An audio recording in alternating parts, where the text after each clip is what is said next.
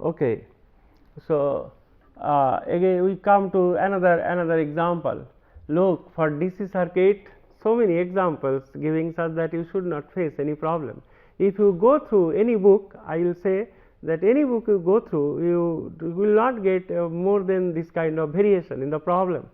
So, it will be very helpful for you, but repeating once again that for AC circuit, single phase as well as your 3 phase, we cannot give so many examples, because of course everything is known to you now. Only thing is that because it involves complex number, it takes time, computational time. Then DC computational will be more than maybe 4 times or even more, right? So, that is why so many examples I am giving for DC circuit, varieties of examples, such that whichever textbook you open, you will, I believe that you may not get much more variation than this one. Okay, let us come to this example. So, now question is that here you have to obtain the Thevenin equivalent circuit in terminals 1, 2 of the. Now, it is a Thevenin equivalent is given, from that you can easily transform it to Norton. So, one dependent voltage source is there, that is 3 I0, and this is I0. So, as dependent voltage source is there, that means you have to connect your what you call say voltage source to your, because without that you cannot get your R Thevenin, right. So, to do this, right, we have to obtain R Thevenin as well as your what you call that there is no independent source, that we will see later, right. So, only dependent source is there. So, if you go through this, right, so just 1 minute. Now, if you apply a voltage source here, right. So, 1 volt voltage source, suppose V0 is given, right, and this voltage source V0 is given. That means, at this point this voltage source is V0 actually is equal to 1 volt, because your what you call, because no electrical elements connect here. So, this is V0 is equal to 1 volt, right. So, in this case, this I0 current is entering, and you have to your what you call, and this current will be V0 by 6, will be V0 by 6, right. So, V0 is 1 volt. So, basically it will become 1 by 6 ampere, 1 by 6 ampere, right. And if you take this way, that what is the current, suppose if I take this way, that what is the current entering here, like entering here, the way you take, or if you take the current leaving this one. So, let me clear it, So, let me clear it. So, current through this is 1 by 6, right. And if we take the current leaving this, this is node A, we have to go for a KCL at this node, right, and this voltage is V0 is equal to 1 volt, and V0 means your, this is my V0, if this is minus, then this is plus, right. And if you your what you call move like this, say anti-clockwise direction, and this current I take I, say if it is I, then it will be 3 I, it will be 3 I, then it is plus terminal, it is encountering past, plus 3 I 0,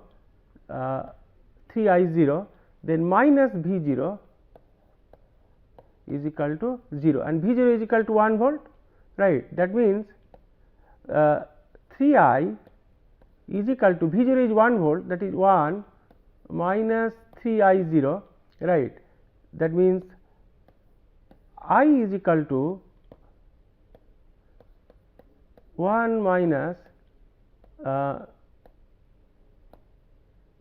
3 I 0 divided by 3, right. So, if you now apply KCL at node A, so this is I 0.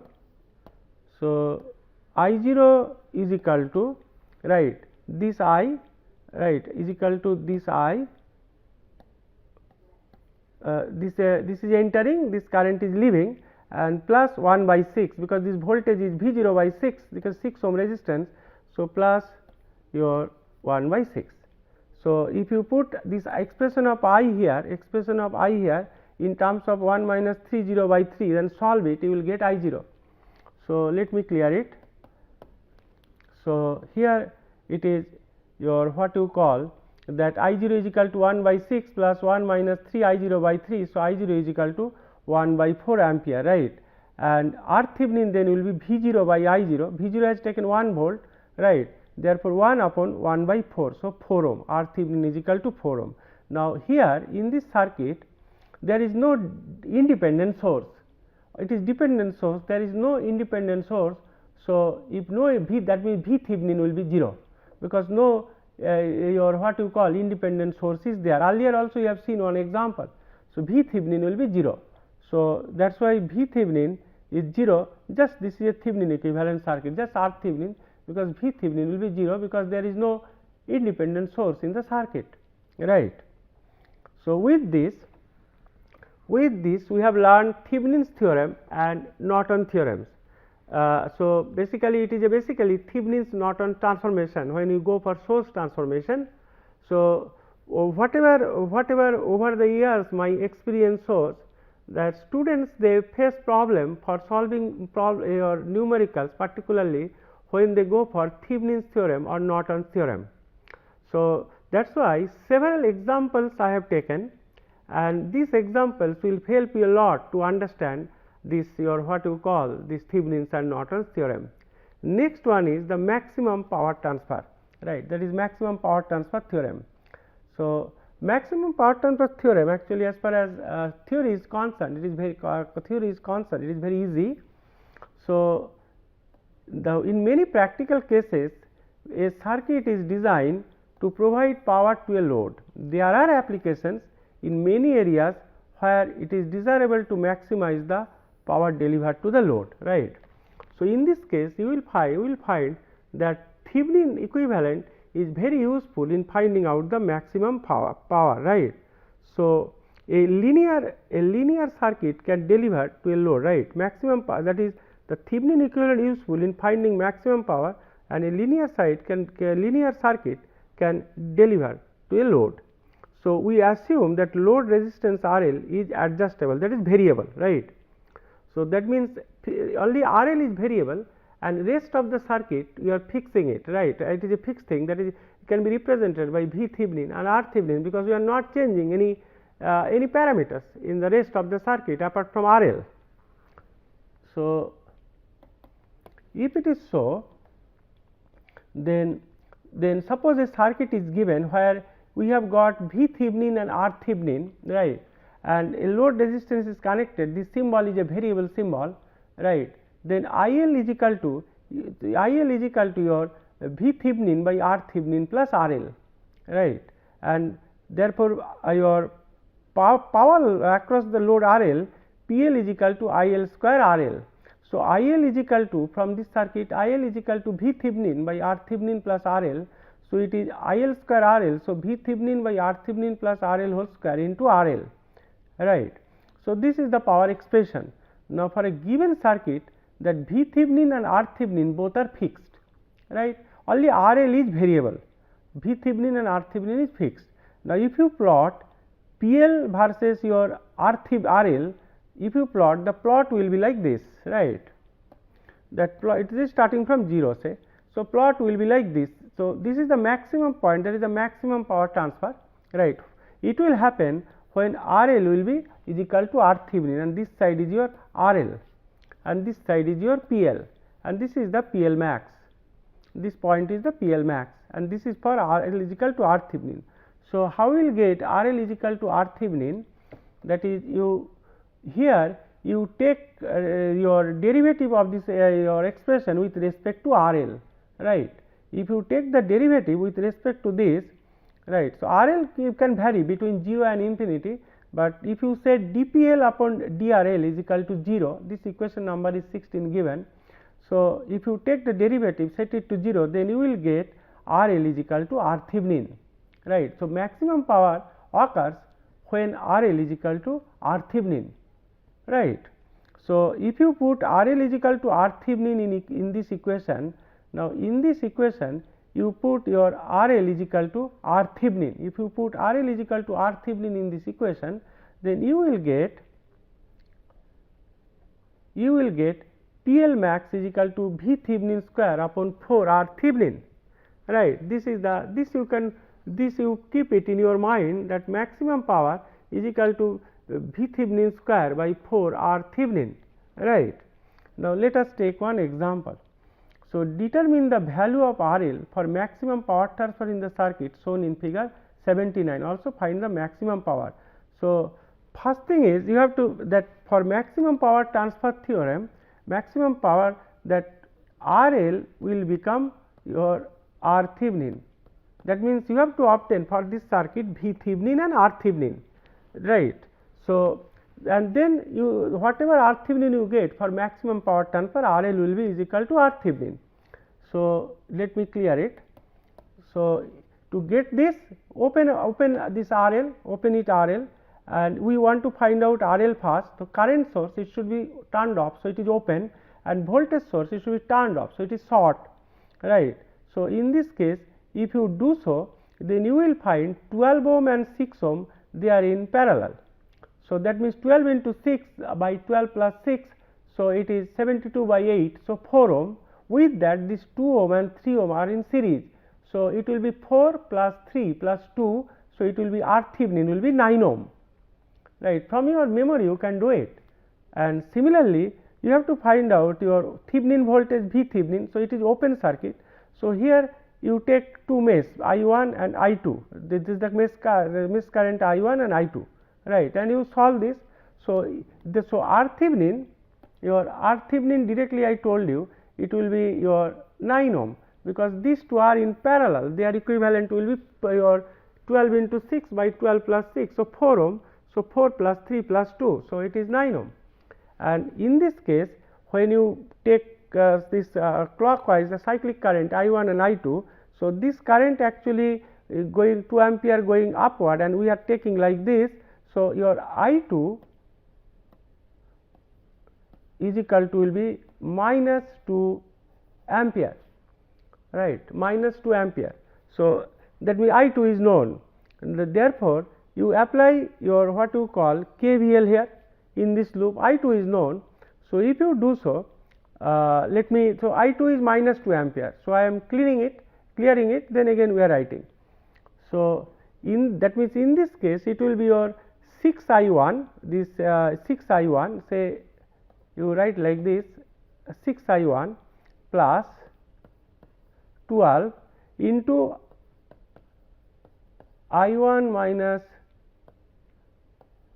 I2, this one, because we are moving this, you are going to this, right, minus 12 is equal to 0, right.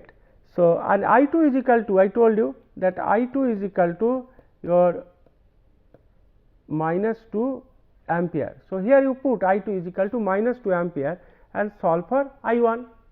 So, let me clear it.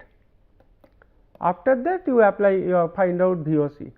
So, I told you R Thevenin is equal to 9 ohm earlier, and I2 is equal to minus 2 ampere I told you, and applying that in that mesh, that your whatever you will get I1 is equal to, you will get minus 2 by 3 ampere, right, that is your I1, that is in this circuit I1 is equal to minus 2 by 3, right. Then what you find out your what you call that your V Thevenin, right, V Thevenin you find out. So, in this case what you can the way you want you can find out. Look, I am making in my way, you have many other ways to find out V Thevenin.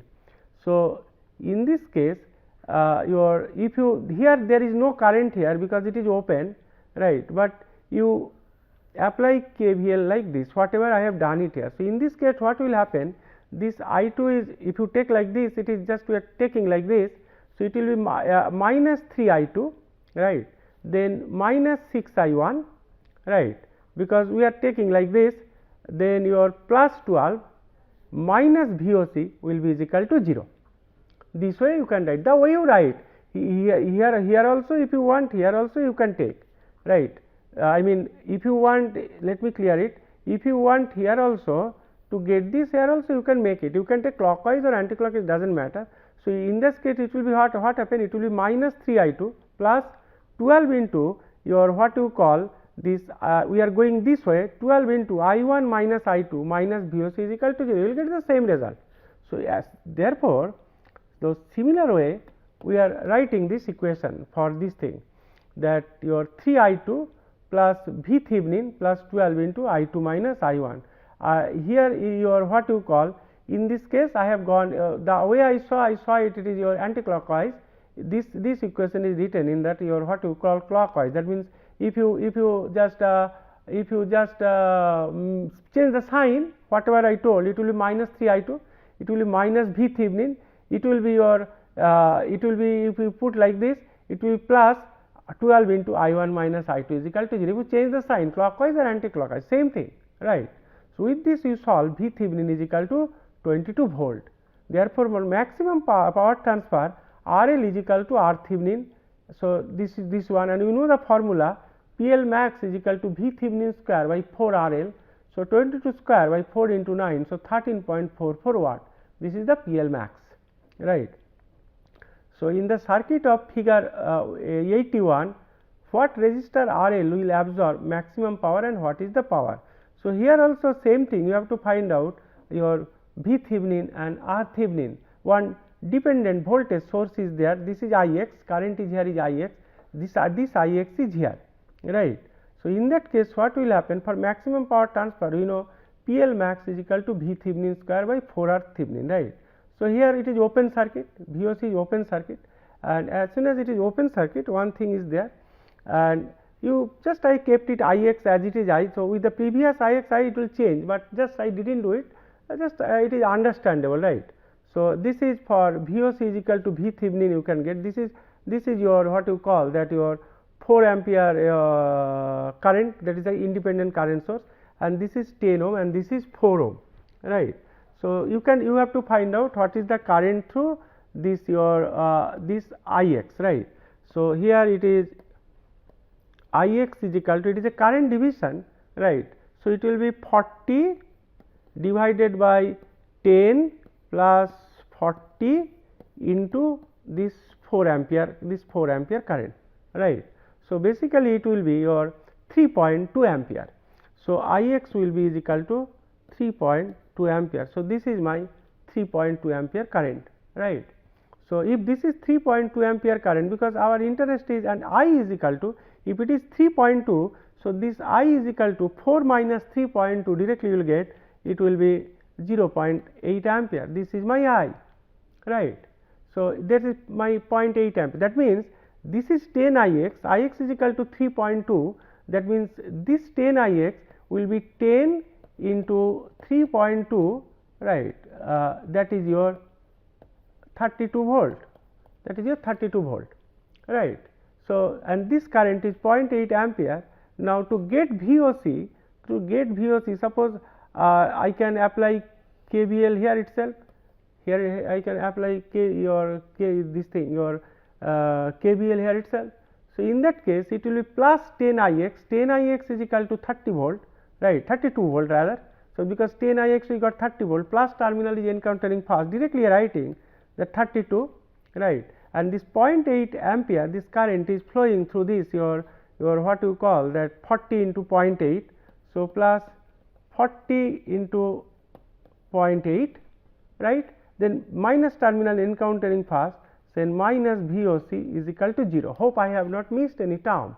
Therefore, my VOC is equal to 64 volt, right. So, let me clear it. So, if you look into this, before going to that my V Thevenin here you got 64 volt, right. So, the way I told you that how to do it. Now, question is, now similarly for Norton also, just to give you a flavor, this Norton means we have short circuit, right, nothing has been told in the problem, but just to give you a flavor that just we, as soon as you have short circuit this is my Ix dash and your what you call, and this is 10 ohm and this is 40 ohm, right, and this is my your what you call, this is a dependent voltage source. So, whenever you apply this your this Norton, then you have to find out that here it is given ISC is equal to, you got 4 ampere. Now, how we are getting it, right. So, question is that your this is shorted. So, you have to find out that as this part is sorted. So basically what will be, and this is your ix dash, right. So and this is sorted. So first thing is you have to see that how this current division are, right. So if you look into your this thing that this 10 ohm and 40 ohm, they are in parallel, and earlier we have and this is your dependent voltage source ix dash, right. So in this case what is the ix dash? Same as before, it will be ix dash will be your 3 point, your what you call that your 3.2 ampere, and current through I dash will be your what you call same as before 0.8 ampere. Now question is that what is your ISC, because this is a short circuit path. So as it is a short circuit path, so what will be my ISC? So that is the thing. So question is that as soon as this as soon as it is getting a just 1 minute, as soon as it is getting a your short circuit path, this is short circuit path. So this 4 ampere current actually directly will go through this your short circuit your path, because in this case it will be ineffective, and in this at the same case your if it is ineffective means this ix dash will be 0 and I dash will be 0. So there will be nothing here, and ISC will be simply your 4 ampere, because it is a short circuit. So generally any source, any current flows through a short circuit, it will not go to any your what you call any other electrical element. So this is your basically ix dash will be 0. So nothing, there is nothing heavily here, and all this 4 ampere will be flowing like this, it will be in a short circuit loop, right. So ISC will be 4 ampere. So that's why if you come to this, right. So all these things are written here for you, just go through it, right. Ix dash is equal to 0, I dash is equal to 0, everything is written, and only thing is that when it is not short circuit, right, at that time current division will be there, but which I told, but when short circuit is there, it will not follow anything, and everything is here, all write up is here for you, just go through it whatever I told, right. And therefore ISC will be 4 ampere. Therefore R Thevenin will be V Thevenin by ISC, it is 64 by 4, it will be 16 ohm. Therefore for maximum power transfer, RL is equal to R Thevenin is equal to your 16 ohm, and PL max V Thevenin square by 4 R Thevenin, so 64 watt, right. So this is the answer. So look there, and this is probably the last example of this chapter, that in the circuit find RL and maximum power transfer, also determine PL max. So here I will not explain much, so many we have explained 30 examples for a video course, right. I mean it is very lengthy procedure, right. So here 0.1 Vx is here Vx is there, right, and you have to find out RL, and RL is you have to find out maximum power. So RL is equal to R Thevenin, so VOC is equal to V Thevenin. So all this IY direction is given, Ix is given, Vx is given, and this is node A, here we will apply KCL also, right, and this is your short circuit. Norton also shown that this is short circuit, this is for Thevenin it is open circuit, for Norton it is short circuit, just to give you a flavor of Thevenin or Norton. And then looking at these two circuit, right, look at this is for V Thevenin and this is for V Norton. Then everything is explained to you, right, and please go through it. I am not explaining this is the last one, all are written in detail, and everything is understandable to you now, right, because time it is taking long time, and that I told you at node A you please apply your KCL and solve it, you will get Vx is equal to 25.64 volt, then V Thevenin automatically will become 3 Vx if you look at the problem. So it will be 76.92 volt, and Ix Vx upon 4 is 6.4 ampere, and IY is minus 3.846 ampere, right. So with this if you as the terminals want to short circuited, Vx is 0, this means your 4 plus 12 ohm, that is 4 plus 12 ohm is equal to, it is actually that is 12 is equal to, it is just 1 minute, it is your Vx is 0. So, it is actually here, look at the circuit, your Vx is 0, it is actually my one writing error is here, actually it is 8, right. So, it will be 12, it is a writing error. So, this will be 12. So, let me clear it, and R Thevenin will become your this V Thevenin by ISC, this is 8, this is 8, right, is equal to 12. So, 4.615 ohm. So, not much to explain for this, because many things we have done. So, and for maximum power transfer, PL max V Thevenin square by 4 R Thevenin. So, 76.92 square by 4 into R Thevenin, that is 4.615, 320.51 watt. So, total 31 or 31 problems we have made it. So, not giving you an exercise, I have many problems here for exercise. So, not giving that. So, all varieties of problem have been solved for you, even when telling you so many things, sometimes I have to also every problem before giving you the solution every time, as if I am also solving for you, right. Hope this will be very helpful for you.